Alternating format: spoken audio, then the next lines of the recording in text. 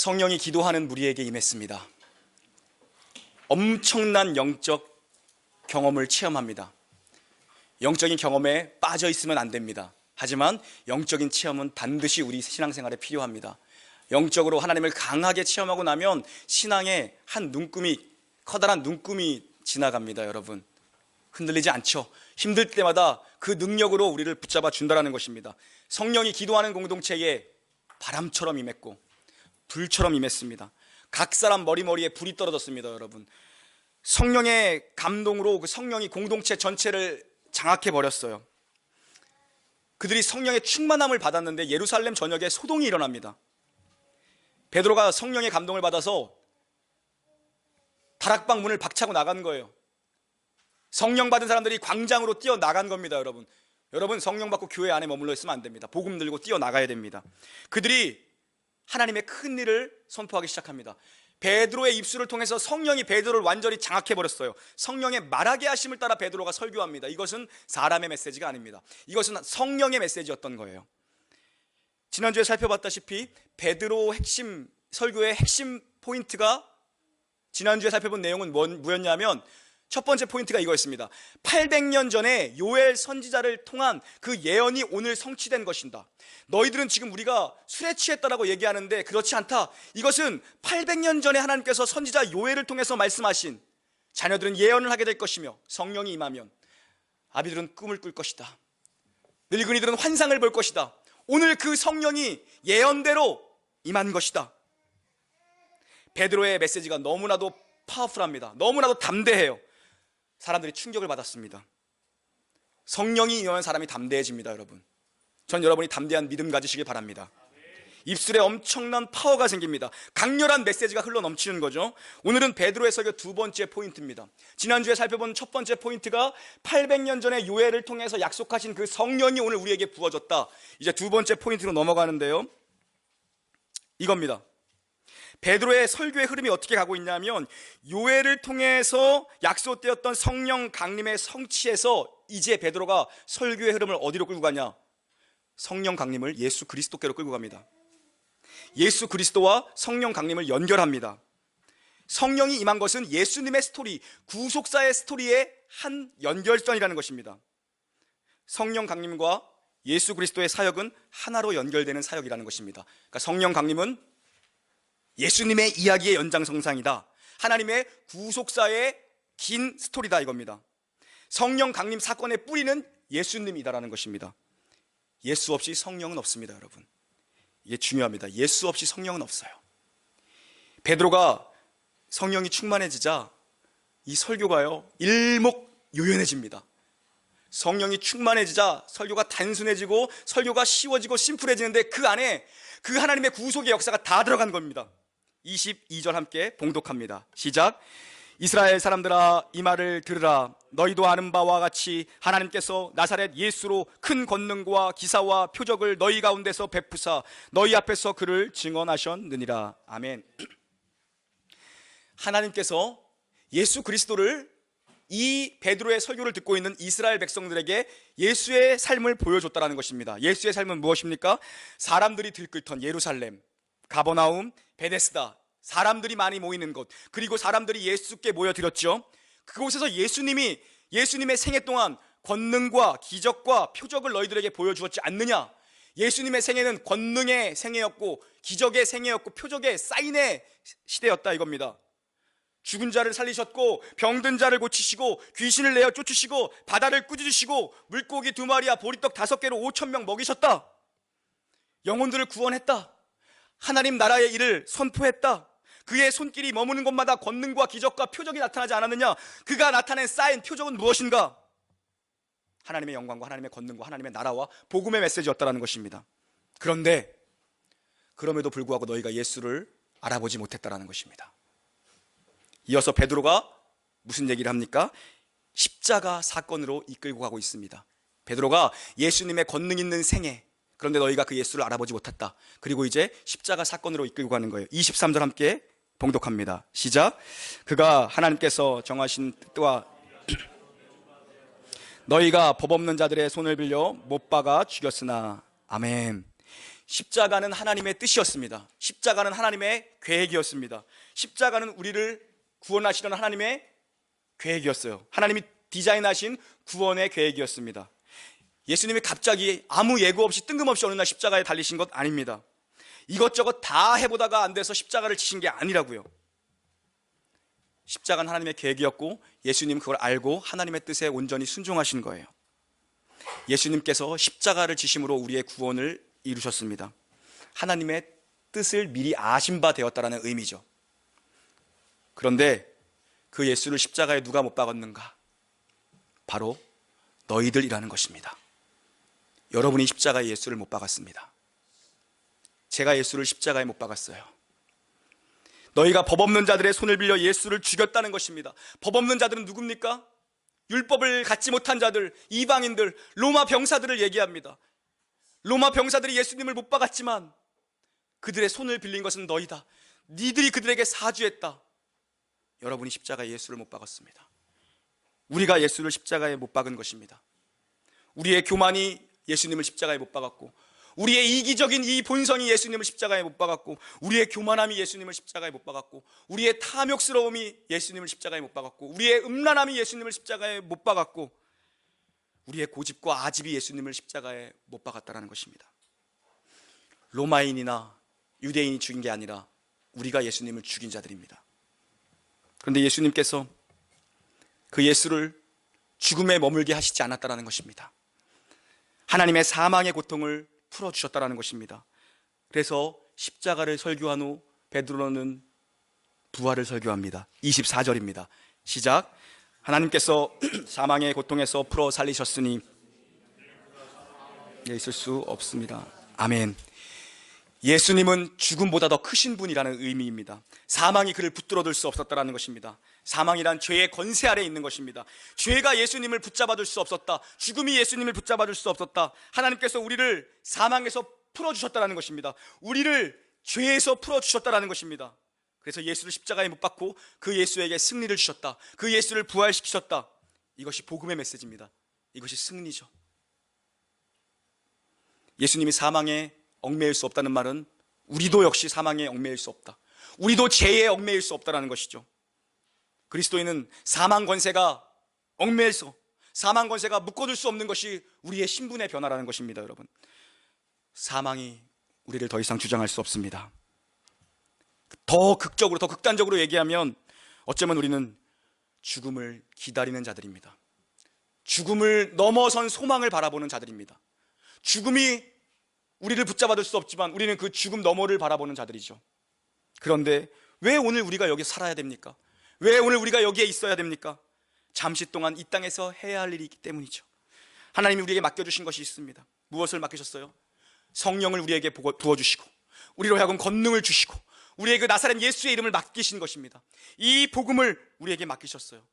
그래서 성령을 우리에게 부어주신 것입니다.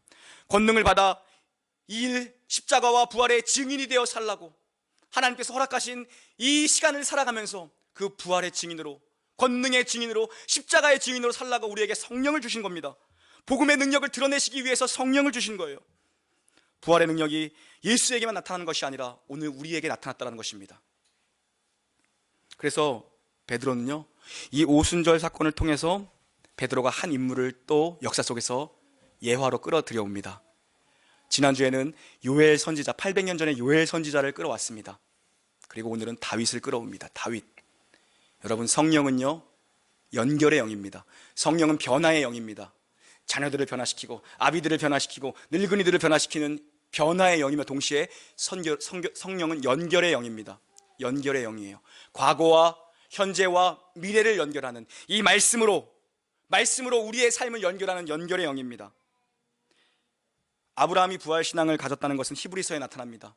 그가 아들 이삭을 드릴 때에, 아들 이삭을 번제로 드릴 때에 죽은 이삭을 하나님께서 죽은 자 가운데서도 능히 살리실 줄 알고 믿고 이삭을 드렸다라고 히브리 기자는 기록합니다. 믿음으로 순종한 거죠. 그런데 이 부활신앙을 다윗도 사모했다라는 얘기를 지금 하고 있는 거예요. 왜 다윗입니까? 이스라엘 사람들에게 다윗은 어마어마한 사람입니다. 다윗은 이스라엘 최고의 성왕이었습니다. 가장 존경하는 영웅이었습니다. 다윗 시대에 이스라엘은 가장 영광스러웠고 가장 흥왕했던 왕입니다. 이스라엘 최고의 왕이었죠. 그래, 다윗 얘기 해줄게. 니네가 그토록 좋아하는 존경하는 다윗 얘기 해줄게. 다윗이 선지자였다면 너네는 어떻게 생각하니? 25절부터 28절까지가 그 메시지입니다. 25절부터 28절까지 시작. 다윗이 그를 가리켜 이르되 내가 항상 내 앞에 계신 줄을 배웠으며 나로 요동하지 않게 하기 위함이요 그가 내 우편에 계시도다. 그러므로 내 마음이 기뻐하였고 육체도 희망에 거하리니 주의 거룩한 수로 썩음을 당하지 않게 할 것이미로다.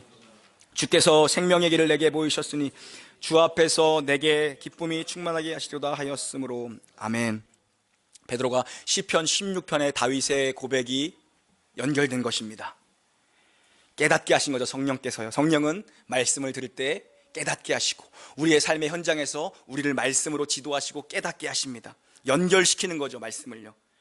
다윗이 1000년 전에 영적인 눈으로 자신의 씨로 오게 될 메시아를 보았다라는 겁니다. 베드로의 입장에서 다윗은 1000년 전 사람입니다. 요엘은 800년 전 사람이고요. 1000년 전 사람입니다. 더 멀리 간 거죠. 그 다윗이 자신의 씨로 오실 메시아 예수 그리스도의 부활의 주님을 영적인 눈으로 보았다라는 것입니다. 그래서 그의 삶이 흔들리지 않았다라는 것입니다. 이 얘기예요. 다윗은 요동칠 수밖에 없는 인생이었습니다. 사울에게 맨날 젊은 날을 평생 쫓겨다녔어요. 피곤한 인생이에요. 공고한 인생이에요. 3000명이나 되는 특수 공작 부대가 잡아 죽이려고 쫓아다녔어요. 아둘람 굴에 동굴에 숨어 있어야 됐고 시글락 동네에서는 먹을 게 없어가지고 하루 끼니를 걱정했습니다. 다윗이요. 요동칠 수밖에 없는 삶입니다. 요동쳐야 정상인 삶이에요. 다윗의 삶은요. 그런데 그가 흔들리지 않는 중심이 뭡니까? 중심이 뭡니까? 자신에게 믿음으로 하나님께서 결단코 나를 음부에 떨어뜨리지 않겠다라는 그 믿음이 있었던 것입니다. 광야 생활할 때 기쁠 일이 있었겠어요? 기쁠 일이 없었어요. 다윗이야말로 기쁠 일이 없었는데 지금 다윗이 기뻐하고 확신에 찰 수 있었던 근거가 무엇이냐? 다윗이 힘들어도 일어날 수 있는 근거가 무엇이냐? 확신에 찰 수 있었던 근거가 무엇이냐? 나는 결코 음부에 떨어지지 않는다라는 부활신앙의 믿음을 그가 가지고 있었다는 것입니다. 그래서 다윗은 항상 내 앞에 주님을 모셨다. 내 우편에 주님이 항상 계셨다라는 거예요. 이 세상이 얼마나 요동하고 얼마나 성난 파도 같습니까? 홍해처럼 우리를 덮으려고 합니다. 언제 어떻게 될지 아무도 모르는 시대를 우리 살아가죠. 언제 내가 무슨 일을 당할지 모릅니다. 언제 무슨 일이 내 삶에서 터질지 몰라요. 우리 삶에서 언제 무슨 일이 터질지 몰라요. 이런 요동하는 세상에서 하나님이 늘 내 앞에 계시며 늘 내 우편에 계시다라는 이 다윗의 요동하지 않는 고백이 저와 여러분의 고백되기를 바랍니다. 그 부활신앙으로 인해 다윗은 피난의 노 가운데서도 그의 마음이 기뻤다. 입술에 혀가 즐거워했다. 육체도 희망을 보았다라고 얘기합니다. 마음이 기뻤고 입술에 혀도 기뻤고 육체가 소망을 보았다. 세상에 기쁜 일만 있습니까, 여러분? 슬픈 일도 많죠. 고통이 있고 오해가 있고 깨어짐이 있고 아픔이 있고 병들 때도 많고 억울할 때도 있죠. 그러나 성령이 충만해서 부활신앙에 사로잡히면 우리는 그 기쁨을 빼앗기지 않는다라는 것입니다. 여호와는 나의 목자시니 내게 부족함이 없으리로다. 이 고백이 우리 삶에서 터져 나온다라는 거죠. 성령이 우리를 가득 메우면. 베드로는 다윗의 부활신앙을요 자신이 목격한 예수의 부활과 지금 연결하고 있는 것입니다. 29절부터 31절까지의 말씀입니다. 시작. 형제들아, 내가 조상 다윗에 대하여 담대히 말할 수 있노니 다윗이 죽어 장사되어 그 묘가 오늘까지 우리 중에 있도다. 그는 선지자라 하나님이 이미 맹세하사 그 자손 중에서 한 사람을 그 위에 앉게 하리라 하심을 알고 미리 본고로 그리스도의 부활을 말하되 그가 음부에 버림이 되지 않고 그의 육신이 썩음을 당하지 아니하리라 하시더라. 아멘.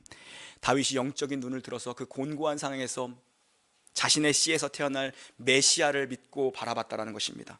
그리스도를 믿음의 눈으로 바라본 거예요. 보이지 않는 것을 보는 것처럼 믿은 거죠.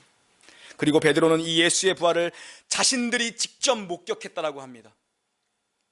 너희들이 그토록 존경하는 다윗이 믿음으로 보았던 그 부활 신앙을 오늘 우리가 목격했다라는 것입니다. 다윗과 베드로가 만나는 연결점이 여기입니다. 여기가 만남의 지점입니다. 이것이 여러분 믿음의 신비입니다. 성경은 시 공간을 초월하는 연결입니다. 성령은 우리를 시 공간을 초월하게 해서 믿음을 갖게 합니다. 성령은 변화의 영이고 성령은 연결의 영입니다. 여러분, 과거와 현재, 미래를 연결해 줍니다. 베드로는 자기와 다윗을 연결시키면서 다윗은 부활을 예언으로 목격했다, 그리고 나는 그것을 직접 체험했다라고 얘기합니다.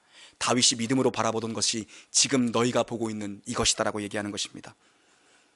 이스라엘 사람들이 그토록 흠모하던 그 다윗도 메시아를 바라보는 부활의 증인이었다는 것입니다. 여러분, 설교가 바로 이것입니다. 2000년 전의 사건을 오늘 나하고 연결시키는 겁니다. 설교는 2000년 전의 이 텍스트를 가지고 여러분의 삶의 환경과 연결시켜주는 거죠. 그거를 제가 하는 것이 아닙니다. 그건 성령께서 여러분 마음 가운데 감동으로 부어주시는 거예요.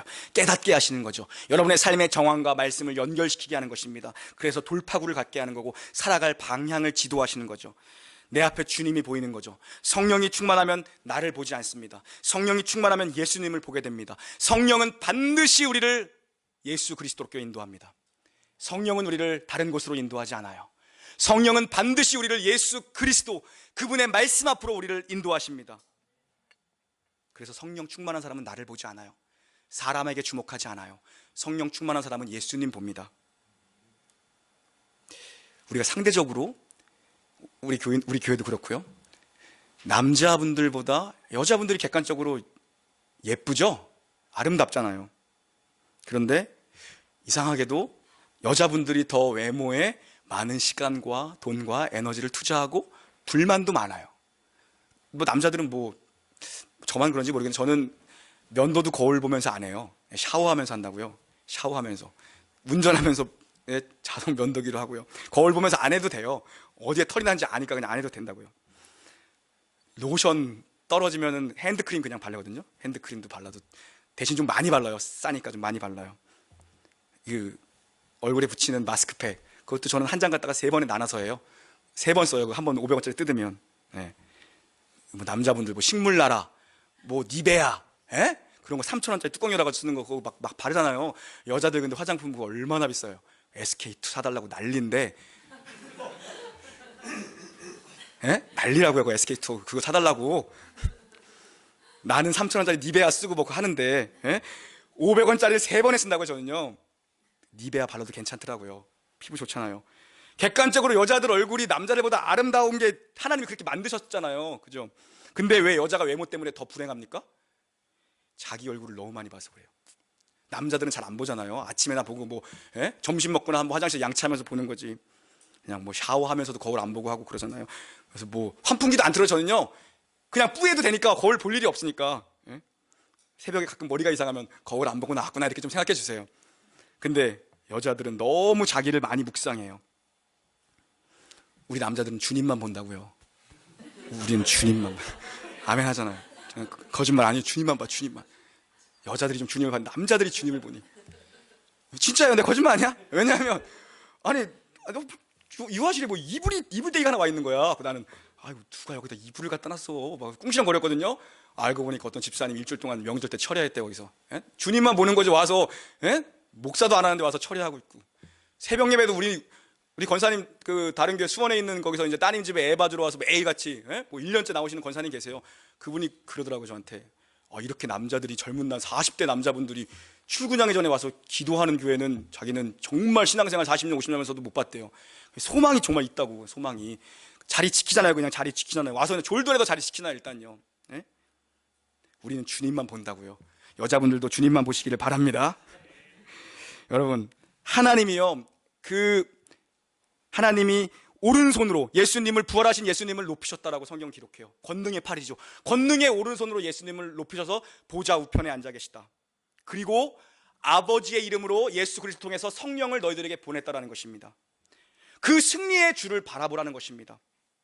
높아지신 그리스도를 통해 우리에게 성령을 부어주셨으니 이제 그 성령의 능력으로 너희의 주요, 너희의 구원자이신 예수 그리스도를 바라보라는 것입니다. 여러분, 스데반이 돌에 맞아 죽어가면서 뭘 봤습니까? 돌 던지는 사람 보고 그 이름 적었어요? 스데반이요? 내가 천국 가서 저주한다 이름 아니요. 하나님 보좌 우편에 영광스럽게 서 계시는, 너무나도 스데반이 돌이 맞아 죽는 것이 안타까워서 예수 그리스도가 하나님 보좌 우편에서 앉아 계시지 못하고 서 계셨다고요. 그걸 스데반이 죽어가면서 본 거예요. 그러니까 그가 순교할 수 있었어요. 성령이 임하면 그리스도를 바라보게 되고, 예수님 바라보면, 예수님 십자가 바라보고, 예수님 부활 바라보면 용서할 수 있어요. 예수님 바라보면 인내할 수 있어요. 예수님 바라보면 승리할 수 있어요. 왜요? 거기서 능력이 나오는 거예요. 그리스도에 있는 능력은 예수님의 십자가 부활에서 나오는 거예요. 다른 데서 안 나와요. 성령은 변화의 영이고 성령은 연결의 영입니다. 우리를 연결시키는 거예요. 예수님께로. 성령은 무조건 예수님께로 연결합니다. 뭐 성령 받았다고 뭐 한다고 하면서 예수님께로 연결 안 하는 사람 100% 거짓말. 성령은 무조건 예수 그리스도께로 연결하는 영입니다. 36절 봉독합니다. 시작. 그런즉 이스라엘 온 집은 확실히 알지니 너희가 십자가에 못 박은 이 예수를 하나님이 주와 그리스도가 되게 하셨느니라 하니라. 아멘. 성령은 그래서 깨닫게 합니다. 우리가 죽였던 그분이, 너희가 죽인 그 사람이 예수다. 너희가 죽인 예수가 메시아다. 그분이 우리의 구원자이시고 그분이 우리의 주인이신데 너희가 그분을 죽였다라는 것입니다. 그런 하나님이 그것을 사망에서 끝내지 아니하시고, 그는 사망에 가둬둘 수 없게 하나님이 그를 부활시키셨고, 지금 권능의 팔로 그를 붙잡고 계시며 하늘 보좌 우편에서 지금도 너희들을 위해서 탄식하며 기도하고 계신다. 너희에게 성령을 부어주셨다는 것입니다. 그 말은 무엇입니까? 예수가 해답이다. 예수가 답이다. 예수가 길이다. 예수가 생명이다. 예수가 소망이다. 예수가 답인데 왜 예수를 붙잡지 않느냐? 잘 사는 인생 어떤 인생인가? 예수 붙잡는 인생입니다. 비가 오나 눈이 오나 기쁠 때나 슬플 때나 예수 바라보는 인생이 제대로 사는 인생. 예수님 나를 건져주시고, 예수님 우리 가족 건져주시고, 예수님이 교회 건져주시고, 예수님 붙잡으면 되는 거예요. 여러분, 교회 가면 우리 같은 젊은 교회들이 놓치지 실수하지 말아야 될 게 있어요. 오래된 교회들, 막 40년, 50년, 막 7, 80년 된 교회들 무시해요. 예? 젊으니까 우리는, 거기는 뭐 늙은이들밖에 없잖아요. 늙은이라는 건 성경의 표현을 제가 쓰는 겁니다. 늙은이들, 그죠? 무시한다고요. 뭐 안 바뀐다, 뭐 고리타분하다. 그분들이 거기서 어떻게 자리를 지키고 있는 거냐고요. 그 40년 동안, 50년 동안 이 강단에서 선포되는 말씀, 예수님 만난 적이 있는 사람들이에요. 예수님을 경험했으니까 지키고 있는 거라고요, 여러분. 교회 나가면 그런 분들 몇 분씩 꼭 있어요. 풍파가 몰아쳐도 안 흔들려. 예? 와서 기도할 시간에 기도하고, 도리어 먼저 와요, 먼저 와요. 예수님 먼저 만나야 되니까. 늦게 나가요. 다 끝나고, 축도 끝나고 다 간 다음에 마지막에 나가고. 왜요? 예수님 만나야 되니까. 예수님께 더 인사해야 되니까. 교제해야 되니까. 저는 우리 교회 어른들이, 말씀의 표현대로 하면 늙은이들입니다. 늙은이들이 그렇게 늙어가시기를 주님의 이름으로 축원합니다. 죽으나 사나 예수님 붙잡고 예수님 바라보고, 그런 사람들이, 그런 분들이 교회에 능력되어 나타나는 거예요. 그런 분들이 진짜 교회에 능력되어 나타나는 거라고요. 그래서 여러분, 교회에서 아주 중요한 말입니다. 인간관계가 중심이 되면 안 됩니다. 교회는 인간관계로 맺어지는 공동체가 아니에요. 사람 중심적인 신앙생활을 하다 보면요, 신앙이 흔들릴 가능성이 상당히 큽니다. 맨날 삐졌다 그러고, 상처받았다 그러고, 꼴 보기 싫어서 예배를 안 나간대요. 하나님이 꼴 보기 싫은 거, 꼴 보기 싫어서 예배를 안 나간대. 우리는 어떤 사람이든지 누구든지 가까이 가면 그 사람의 약점과 단점을 보게 돼 있어요. 없는 사람이 없습니다. 약점과 단점과 연약함과 부족함과 모자람이 없는 사람이 아무도 없어요. 아무도 없어요, 여러분. 사람 눈으로 보기 시작하면 실망하고, 상처받았다 그러고, 낙심 오고 그래요. 며칠 있다 보면 교회 안 보여요, 안 보여. 예배 잘 안 나온다고요. 뭐 하다가 그냥 없어져 버렸어. 열심히 하는 듯 하더니 갑자기 없어져 버렸어. 뭐 시험 들었다고, 상처받았다고. 사람 중심으로 신앙생활하면 반드시 이런 일이 일어납니다. 뭐 어떤 사람 그러더라고요. 교회에서 마음 붙일 사람 3명만 있으면 교회 안 떠난다고요. 셋이 같이 떠나는 거 좀 봤어요. 자기들끼리 좋을 때는 좋아요. 안 좋으면 같이 모여서 욕하다가 셋이 같이 떠난다고요. 신앙 생활한 거 아니에요. 신앙 놀이한 겁니다, 이 사람들. 신앙 놀이한 거예요. 여러분, 절대로 인간관계 중심으로 맺지 마십시오. 언제나 만나면 말씀, 예수님 중심. 가정교회 모임에서도 그냥 바로 예수님으로 들어가야 돼요. 예수님, 예수님, 예수님. 지금도 그냥 자기 자리 지키는 사람들 보세요. 그 사람들 별로 의지 안 해요. 그냥 하나님 봐야 돼요. 하나님. 교회 교제가 풍성해야 됩니다. 교제 풍성할 거예요. 다음 주에 놀러 가요. 그래서 추리닝 입고 오셔도 돼요. 우리 추리닝 입고 오셔도 돼요. 놀러 간다고요. 교제하러 갈 거예요. 우리 교회만큼 잘 놀러 가는 데 없어요. 놀러 가는데 중요한 건 하나님과의 교제가 먼저 돼야지 사람부터 사귀기 시작하면 안 된다는 거예요. 그렇습니다, 여러분. 누구든지 연약함이 있어요. 제가 진짜 존경하는 목사님이 있거든요. 목사님 존경해요. 가만히 말씀 준비하면서 내가 목사님 어떻게 이렇게 존경할까? 내가 사람 이렇게 별로 존경하지 않는데 존경해요. 제가 생각해보면 그분 가까이 가본 적이 없어. 그래서 존경하는 것 같아요. 멀리 있어서, 멀리서 보기만 해가지고. 목사님이랑 같이 교육자를 수련회를 가도 에쿠스를 추월하면 안 돼요. 스타렉스는 에쿠스 항상 200m 간격 유지해서 스타렉스 세대 쫙 하고 에쿠스가 앞에 가면 추월을 하면 안 돼요. 그 차선으로 그냥 어디야? 수안보 온천까지 추월 안 하고 갔어요. 그래서 휴게소에서 만날 때도 주차도 옆에 해야 돼. 사모님이 근데 그날 저희들에게 그러시더라고요. 제가 전도사 할 때 그랬어요. 눈밭을 같이 걷는데 목사님 한 20m 앞에 걸어가시고 그 뒤에 다 한 3, 40명이 따라가는 사모님이 그러더라고요. 우리 목사님 불쌍해요. 40년 동안 한 번도 옆에 사람들이 온 적이 없어요. 그러는 거예요. 근데 존경은 엄청나게 받아요. 그 교회에서 어마어마하게 존경한다고요. 오늘 본문이 주는 도전은 뭡니까, 여러분? 그러면 진짜 좋은 교회는 어떤 교회인가? 가까이 오지 말라는 얘기가 아니고요. 연약함이 있다라는 얘기입니다. 다 저도 여러분도 누구나. 그런데 사람을 보기 시작하면, 사람의 눈으로 보기 시작하면 다 연약해요. 그런데 주님의 마음으로, 예수님 중심으로 신앙생활하면 그거 다 이겨낼 수 있다는 겁니다, 여러분. 다 허물 많고 죄 많은 인간인데 성령이 오면, 성령이 충만하면 다 안을 수 있어요. 다 안을 수 있어요. 오늘 본문이 주는 도전이 뭐예요? 그럼 좋은 교회는 무엇인가? 사도행전은 교회 행전, 성령 행전이잖아요. 그럼 좋은 교회는 무엇인가? 성령님한 공동체는 어떤 공동체인가? 단순합니다. 예수님 만나게 하는 교회, 예수님 잘 전하는 교회, 예수님 잘 가르치는 교회. 좋은 설교는 어떤 설교예요? 예수님 잘 설교하는 교회가 좋은 설교예요, 여러분. 신학대학원 가서 설교학 첫 시간에 딱 그 말 했어요. 교수님이 설교가 끝난 다음에 성도들이 차 타고 주차장을 빠져나가면서 목사님 설교 좋았지? 이 말하면 그 설교는 망친 설교입니다, 여러분. 예수님의 은혜로 말을 열지 못하게 해야 됩니다, 여러분. 설교자가 남는 설교는 사람이 한 설교고요. 예수 그리스도가 그 심령에 남는 설교, 그 메시지, 그것이 성령이 그들에게 부어주신 감동입니다. 예수님 남아야 돼요. 예수님 무조건 하고. 좋은 선생님, 주일학교 선생님들, 좋은 선생님 어떤 선생님입니까? 예수님을 소개해주는 선생님, 예수님께로 인도해주는 선생님, 예수님 마음이 무엇인지 삶으로 보여주는 선생님, 그 좋은 선생님. 좋은 부모님 어떤 부모님이에요? 예수님 만나도록 전폭적으로 지원해주는 부모님. 만나도록 지원만 해주면 돼요. 우리 마음대로 어떻게 하나님을 왈가왈부합니까? 내 마음으로 안 되잖아요. 그런데 예수님 만나도록 지원, 환경을 만들어줘야죠. 예수님 만남 경험이 있으면 여러분이 안심하셔도 됩니다. 자녀에 대해서. 찬양 표현대로 하면 그 영혼은 안전한 데 있는 겁니다. 안전한 곳에 이미 있게 된 겁니다. 예수님을 만난 골든타임 때, 어린 시절에, 유초등부 시절에, 청소년부 시절에 예수님을 만난 경험이 있는 아이들은 괜찮습니다.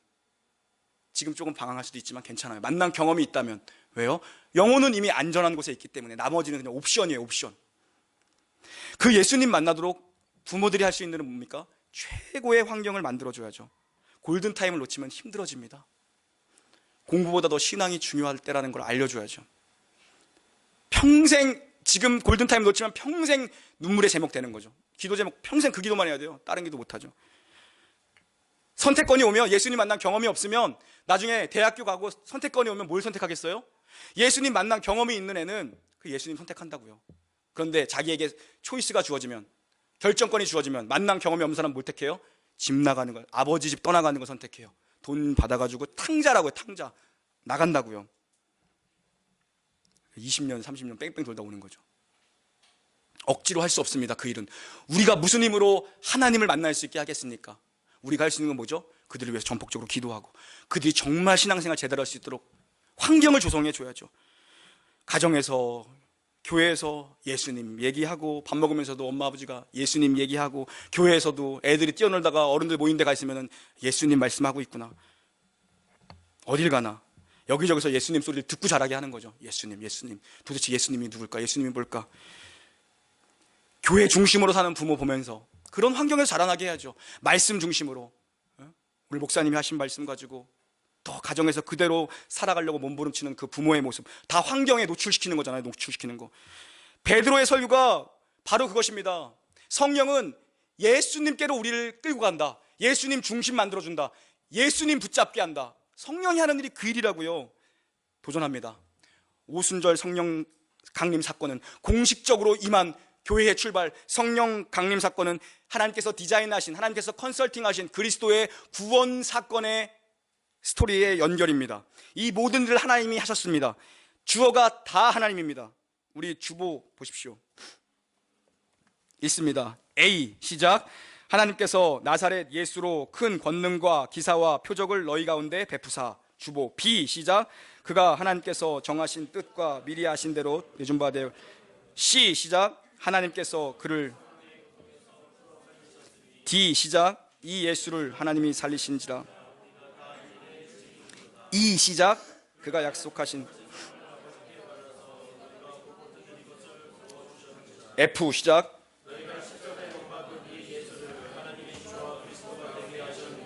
아멘. 전부 다 하나님이 주어죠. 하나님이 계획하시고 하나님이 다스리시고 하나님이 통치하시는 겁니다.